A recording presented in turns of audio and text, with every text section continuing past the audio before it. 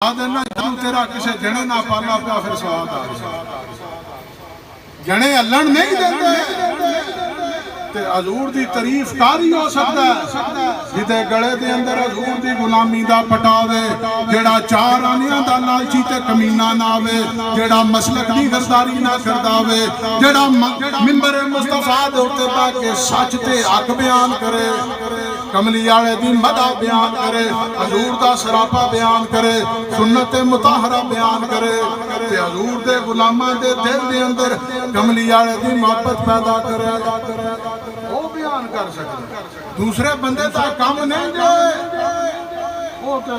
4 टके वेख के तो उस वक्त वेख जाए आ साडी बोली ला फिर तन पता लगे ला बोली ना वेखा केड़ा खरीद सकदा है ए जिस्म छलनी हो सकता है रूह परवाज कर सकती है लेकिन याद रख जा सरकार